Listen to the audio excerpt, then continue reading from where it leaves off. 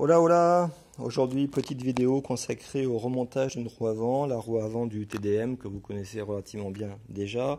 Opération qui est très accessible, qui est très facile, qui ne demande aucune compétence particulière. Comme indiqué, c'est une opération qui est relativement aisée, à la portée de tout le monde. Il faut bien entendu mettre la moto sur cale ou la soulever avec un cric ou avec une table, un pont, enfin avec ce que vous avez sous la main. La roue, il est préférable de la nettoyer, de dégraisser les disques, de la nettoyer, de dégraisser. On en profite pour que le freinage ensuite soit impeccable. Bien entendu, les roulements, on les nettoie aussi, on les vérifie et surtout on les graisse. Moi j'ai de la graisse ici dans le pot à graisse qui va bien. Si ce n'est pas le cas, on peut utiliser tout simplement la bombe de graissage de la chaîne. Les roulements, ils seront bien entendu vérifiés. On vérifiera qu'il n'y a pas de jeu et ça fera l'objet d'une prochaine vidéo dans laquelle j'expliquerai comment vérifier les roulements de roue et les remplacer. On s'assure aussi que l'entraîneur de compteur soit bien graissé, qu'il n'y ait pas de jeu dans ces différents éléments. On peut d'ailleurs en profiter pour préciser que l'entraîneur, lors du remontage ici, il y a l'encoche qui va venir s'insérer dans le contrefort du fourreau qui est ici.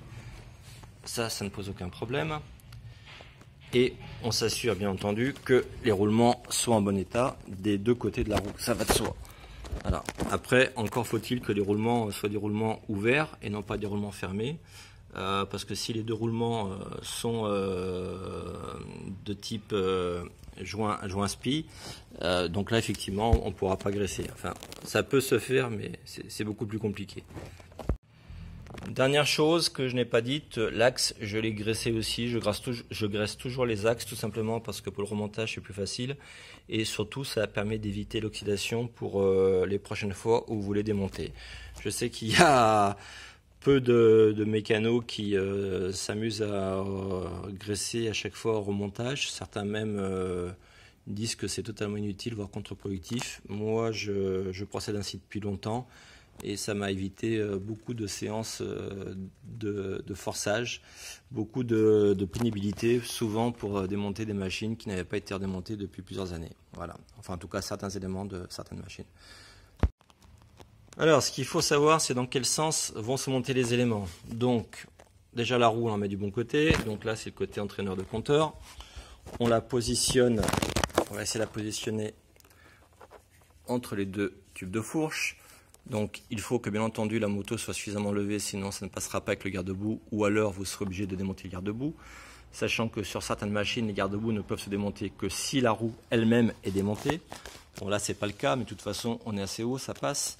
On a l'axe de roue, l'entretoise qui va venir reposer ici de ce côté. D'ailleurs, je peux déjà l'emmancher. Il n'y a pas de souci, il est dedans. Et on aura l'axe de roue qui lui viendra ici, d'accord, sur le premier fourreau, qui va venir passer tout simplement dans son logement. Et ensuite ressortir de l'autre côté, en ayant pris la peine, le soin de s'engouffrer dans l'entraîneur de compteur. L'entraîneur de compteur, pareil, je le mets en place en faisant attention que les deux ergots coïncident.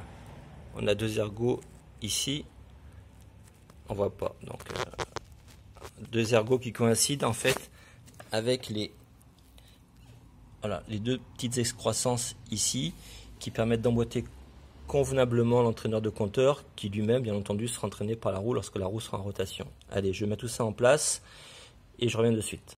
Ok, c'est fait. Donc on a la roue qui est plus ou moins verticale face aux deux bras de fourche. On a le compteur, l'entraîneur de compteur qui lui aussi est prêt à venir dans son logement. D'accord, il est en face et il est bien rentré dans la roue. D'ailleurs, si ce n'était pas le cas, s'il n'était pas rentré dans la roue, j'aurais la difficulté à pouvoir mettre la roue entre les deux bras de fourche. On a l'entretoise, elle aussi, qui est face à l'axe, et on a l'axe qui, lui, va venir tout simplement s'enfoncer. Donc là, l'opération, c'est d'essayer de garder la roue rectiligne, de ne pas l'orienter ni sur la droite ni sur la gauche, de façon à pouvoir la soulever. Avec une main, je la soulève, et avec l'autre main, j'enfonce l'axe pour essayer de centrer l'axe forcément sur les trous, sur l'alignement horizontal qui permettra à l'axe de traverser complètement des deux côtés et de venir de l'autre côté. Allez, à tout de suite. Donc voilà, j'ai commencé à enfoncer l'axe. Désormais, ça bloque un peu, donc je tapote avec la main si j'y arrive. Et si vraiment ça bloque, il n'y a pas d'autre solution. On prend le maillet en plastique qui va bien, et avec le maillet, on tapote un peu plus, doucement. Et si vous voyez que ça bloque définitivement, on regarde de l'autre côté pour voir si tout est en place. Et là, je m'aperçois qu'effectivement, non, ce n'est pas bien en place. Ça a bougé. Donc, je suis obligé, voilà, là, je remets d'aplomb l'entraîneur. Et là, si je retape, donc ça monte toujours un petit peu. J'arrive en bout de course et donc là, il va falloir que je commence à visser. Donc, je prends ma douille. Je vais l'introduire donc sur l'axe. Je vais continuer à pousser jusqu'au bout parce qu'il manque encore un petit peu quand même. Et après, je vais visser. Ok, cette fois tout est en place. On voit l'axe qui affleure, qui arrive au niveau du filetage. On a les différents éléments qui sont bien positionnés. Le compteur a un petit peu de marge sur son emplacement, c'est normal. Il est libre. On a donc l'axe qui arrive quasiment, qui est au niveau du filetage, et donc désormais il va falloir un peu plus pousser, il va falloir qu'on visse. Je vais essuyer le surplus de graisse qui est là, qui est totalement inutile par contre, et après je vais visser complètement en utilisant bien entendu la clé à cliquet.